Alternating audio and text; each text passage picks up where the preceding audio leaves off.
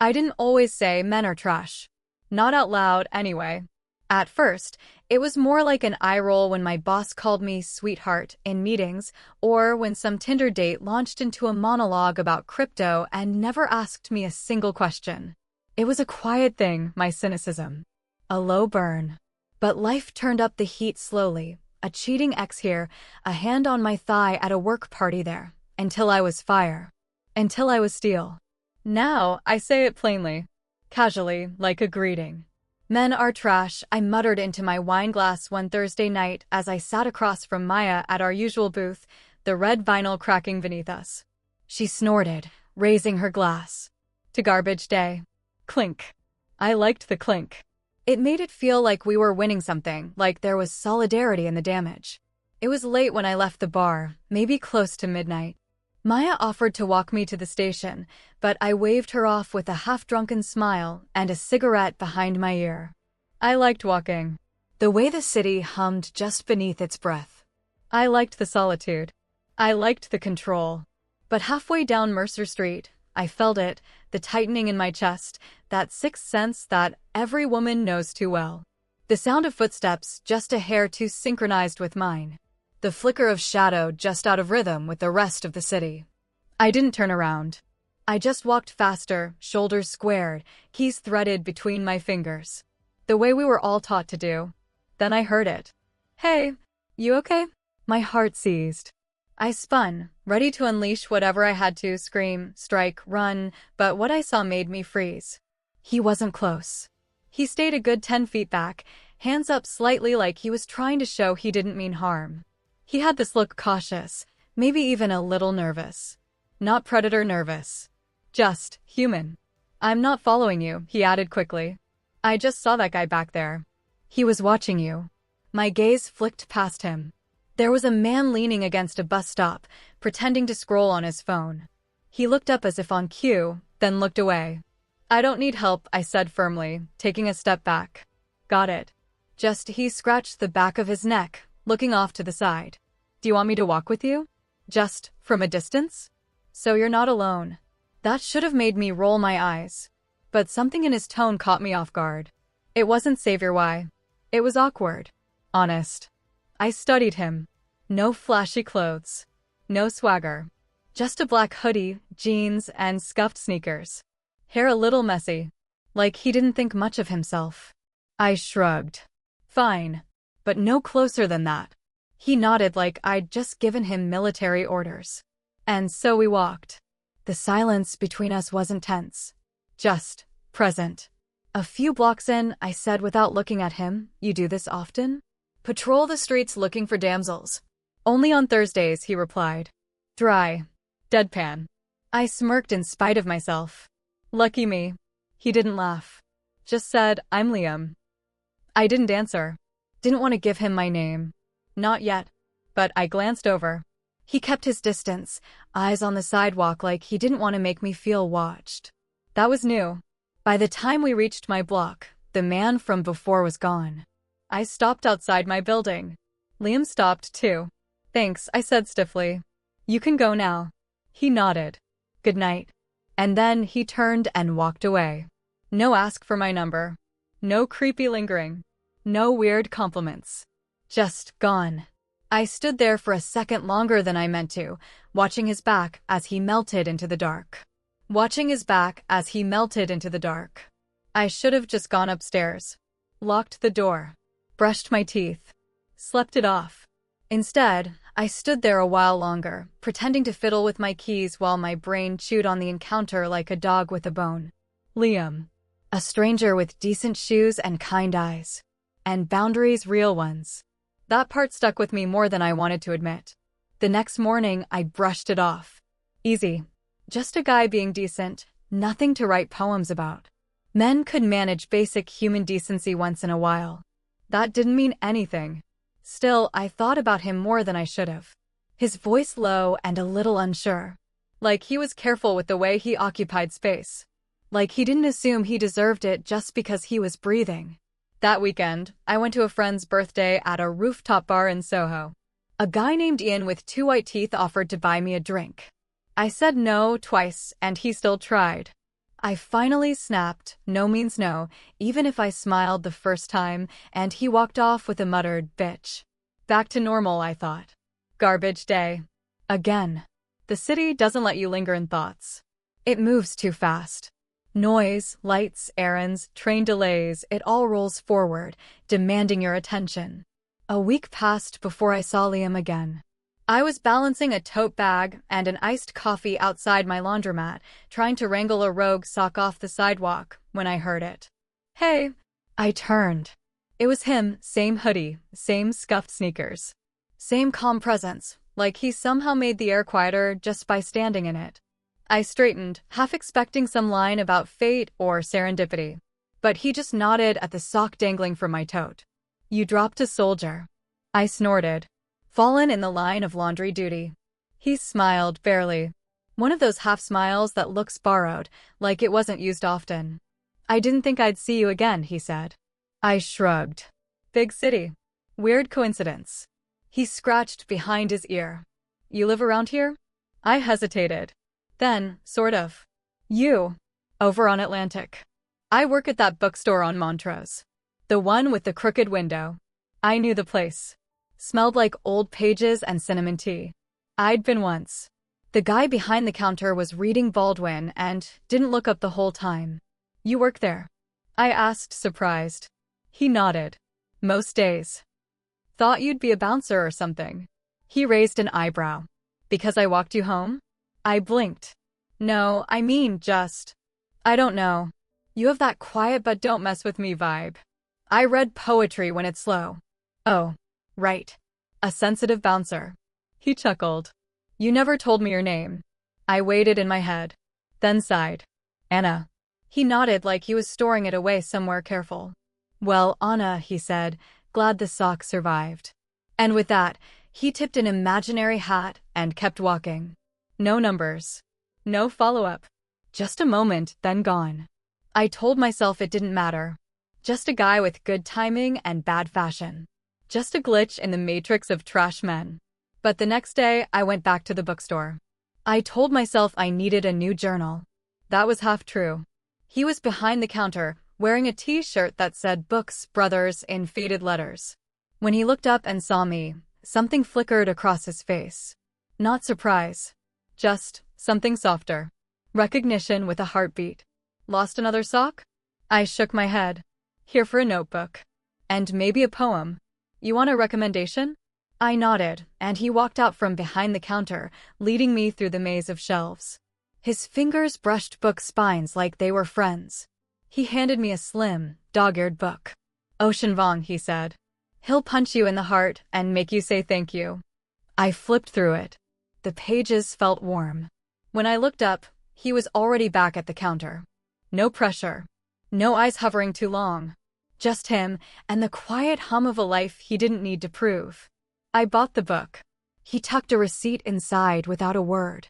But later, when I opened it on the train, I found a sticky note pressed between the pages. If you ever want to talk poetry or socks, Liam. And a number. I didn't smile. Not right away. It took a few stops. But when it came, it was real. The smile didn't feel like one of those half-curled, polite things I wore like armor. It came from somewhere deeper, unexpected, like finding an old song you forgot you loved. It caught me off guard. So much so that I looked around the train, as if someone had seen it slip out of me. I didn't text him. Not that day. Or the next. I needed to feel in control. To measure the space between hope and logic with a damn ruler. I'd been here before. The beginning part, where things feel sweet and clean and maybe this time. And I knew how quickly that sheen could crack. So I read the book instead. Every night. Ocean Vuong's words curled around my ribs like vines. They hurt, but softly. Like healing. A week passed. Then one night I saw him again, not by chance this time. I walked into the bookstore just before closing and found him on a stool behind the counter, scribbling something into a battered notebook. He looked up surprised. I was starting to think I hallucinated you, he said. You might have, I said, walking up to the counter. I've been known to haunt literary spaces. He smiled, bigger this time. I read the book, I said, sliding it onto the counter.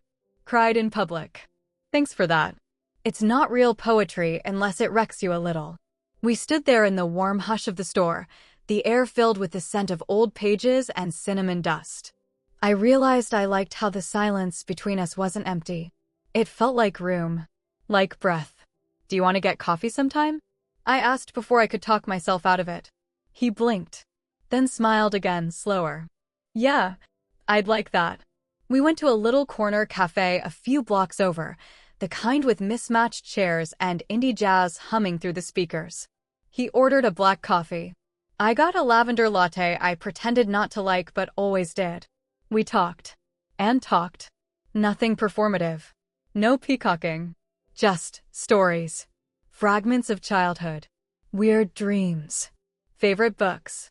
I told him about the time I got lost in a museum at age 9 and pretended to be a statue until security found me. He told me he used to write letters to the moon when he couldn't sleep. I still have some of them, he said. Stuffed in an old shoebox. Probably all full of spelling errors and drama. Moon deserves drama, I replied. His laugh was soft, chest deep, like he didn't use it often but meant it when he did. At one point, he asked gently about the men are trash line from the first night. I felt my spine stiffen, then slowly ease. It's not personal, I said. Not to you. It's just the math, you know? Enough experience stacks up and suddenly the average starts to stink. He nodded, not defensive. Yeah, I get it. Do you? I don't have to live it. But I can listen to it. That disarmed me. More than I expected. We stayed at that cafe until they started stacking chairs on tables. Outside, the air was autumn sharp. I didn't want to go home yet. I didn't want it to end in a casual, take care, and a wave. He must have sensed it. You want to walk for a bit? So we did. Past shuttered boutiques and sleeping dogs in windows. We talked about grief. About things we never said out loud to people who didn't earn it. I told him about my ex. Not the messy parts, not yet, but enough to say, he made me feel small. Liam nodded, quiet. Then he told me about his mom. The cancer. The way silence filled the house long before she was gone. We ended up on a bench outside a closed flower shop. Petals were wilting in the display case behind the glass, caught between beauty and decay. You make it hard to keep saying it, I murmured. He turned. Saying what? That men are trash. He didn't look proud.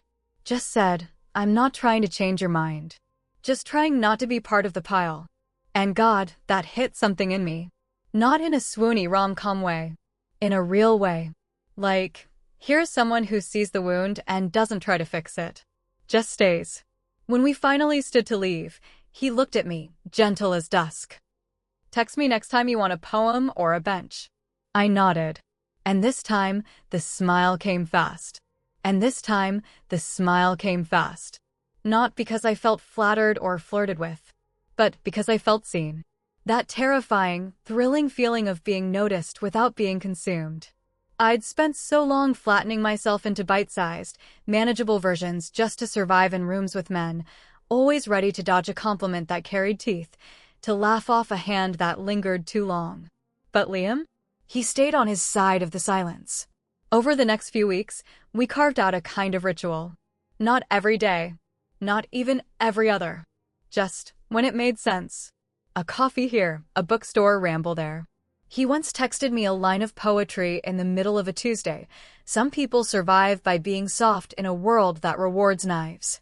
I didn't know what to say to that. So I sent back, some of us carry both. He responded with nothing but a heart. Not the emoji, the word. Heart. Like punctuation. Sometimes, we didn't talk much. We'd sit on park benches or in the back of the bookstore during his lunch break and just share the quiet. No pressure to perform. He'd sketch in a beat-up moleskine while I pretended to read, but mostly just watched him from the corner of my eye. I didn't even realize how tightly wound I'd been until I started unwinding around him. Slowly. Carefully. Like peeling off a winter coat after forgetting it was still cold outside. One afternoon, we ended up at a used record store, the kind with warped wood floors and a cat named Bowie that stared at you like it knew your sins. Liam flipped through vinyls like a priest thumbing through scripture. He pulled one out, holding it delicately. Nick Drake. Pink Moon. You ever listen to this? He asked. I shook my head. He handed it to me, eyes soft. This one's for rainy nights and red wine. We stood in the aisle for a while. No rush. No urgency. Just ankle deep in soft things. Eventually, he walked me home again. No shadows this time. No danger in the corners. Just us and the slow spinning city. As we neared my building, I asked him without thinking, "Why are you like this?" He laughed, not mocking, not smug. Just surprised. Like what? Gentle. He stopped walking. Turned toward me. His voice was quiet. Because the world isn't. And I don't want to add to that. It was so simple. So unadorned. No savior complex. No virtue signaling. Just a choice he made, day by day. A refusal to harden, even when the world begged him to. People take advantage of that, I said. Gentleness. He nodded. Yeah, they do. But I'd rather be hurt than do the hurting. I didn't know what to say to that. My throat felt full. Do you want to come up? I heard myself ask. He looked at me, searching, not assuming. Just for tea, I added. Not anything else. I know, he said. I'd like that. Inside, my apartment smelled like bergamot and books. I made chamomile tea and we sat on the couch like two magnets that didn't quite know how to touch. The space between us pulsed. At some point, I handed him the Nick Drake record. Play it. He set it gently on the turntable. The soft scratch of vinyl filled the room, then that aching guitar. And we just sat there. Steeping. He glanced at my bookshelf, tracing titles with his eyes. You read Audre Lorde, he said, pulling a copy from the middle shelf. I nodded. She taught me how to rage with purpose. He smiled. And grace. The air felt thick. Warm. I don't trust men, I said suddenly, not looking at him. He didn't respond right away. I wouldn't expect you to, he said finally. That quiet acceptance, not trying to fix it or defend his kind, cracked something open in me. I turned to him. But I trust you. He blinked. Then said, softly, that means everything. The silence after that was electric.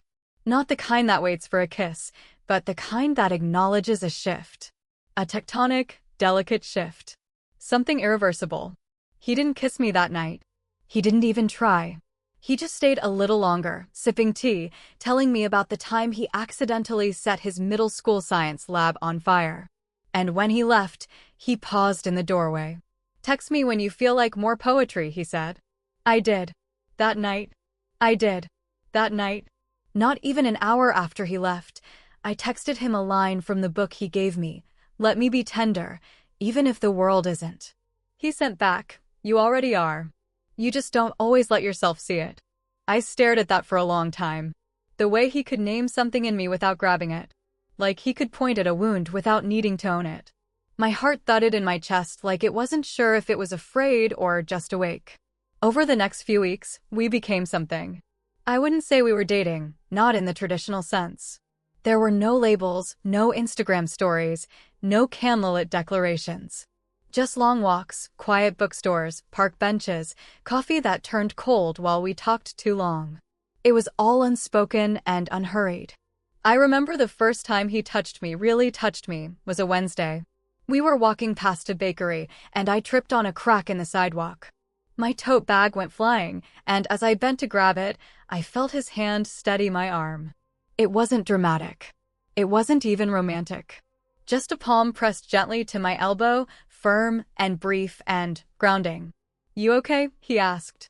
I nodded, graceful as ever. He smiled, but didn't let go until I was upright again. That night, I couldn't stop thinking about it.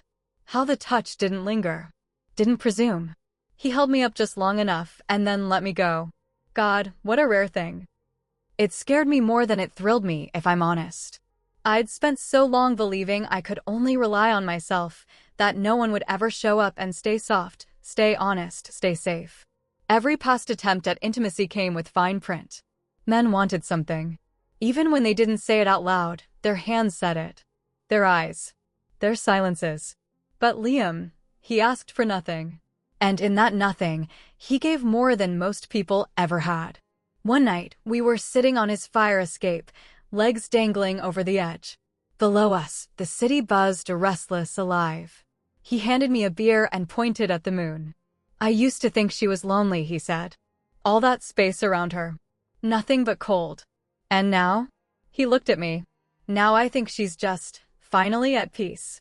We sat there for a while, saying nothing. Then, quietly, he said, "You don't talk about your dad." I stiffened. Not from anger, just reflex. "There's not much to say," I replied. He didn't push. Just nodded. He left when I was 12, I offered, surprising myself.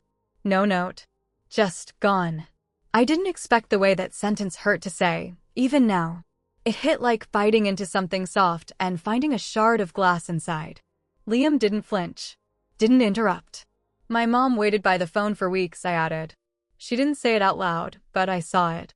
Every time it rang, her whole face would light up, just for a second. Then dim. I blinked hard. That was the first time I saw a woman shrink for a man. It wasn't the last. He reached out, slowly, and took my hand. His fingers were warm, calloused from whatever life he lived before I knew him. "I'm not going anywhere," he said. It wasn't a promise. It was a decision. One I could feel vibrating in the quiet between our joined hands. That was the night I leaned my head on his shoulder and stayed there. No kissing. No sparks flying or clothes peeling off. Just the sound of our breath and the city beneath us. That was enough. That night, when I got home, I took off my shoes and sat on the floor of my living room with the lights off. My chest felt full, but not heavy. More like, held. I didn't cry. I didn't need to. I just sat there, feeling something I hadn't in years. Safe.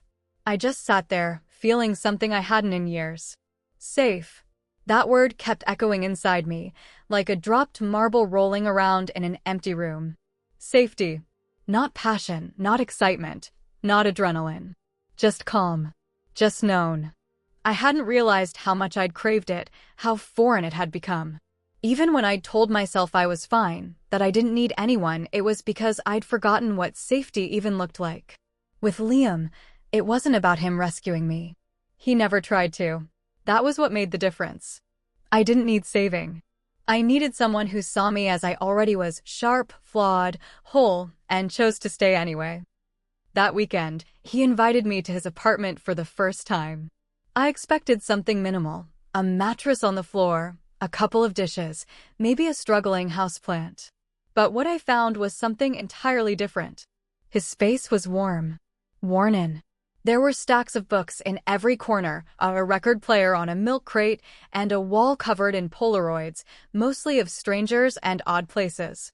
A crumbling fire escape. A woman in a yellow coat laughing in the rain.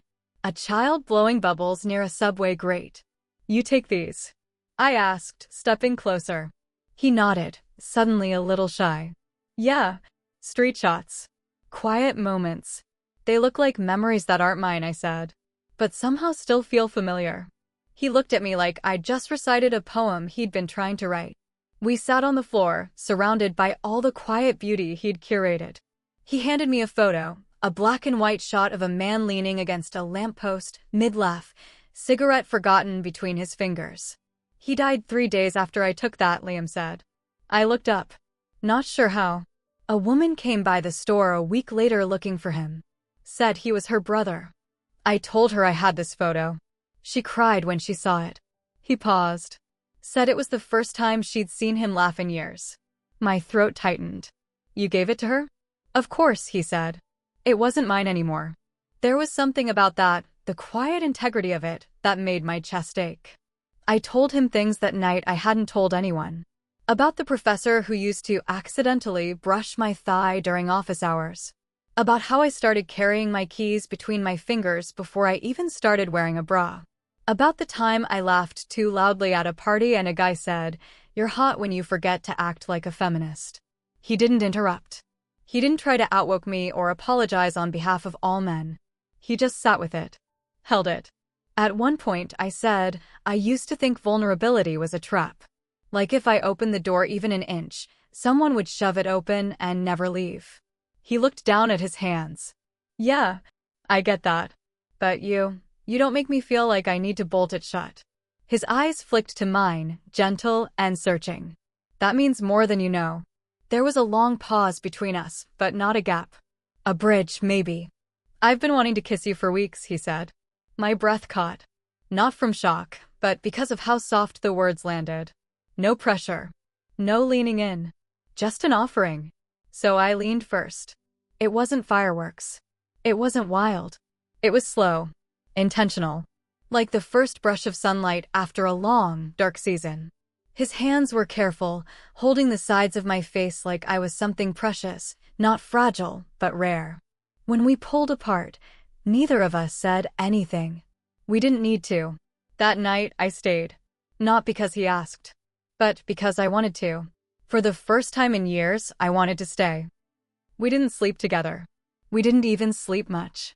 Just laid tangled on the floor, trading stories and whispers, laughing until it turned into yawns. At some point around 3 a.m., he whispered into my hair. You're the most honest thing that's happened to me in a long time. I didn't respond right away. Then I said, you make me want to unlearn every reason I stopped believing. He kissed my forehead, pulled me closer. And for the first time in a very long time, I didn't dream of falling.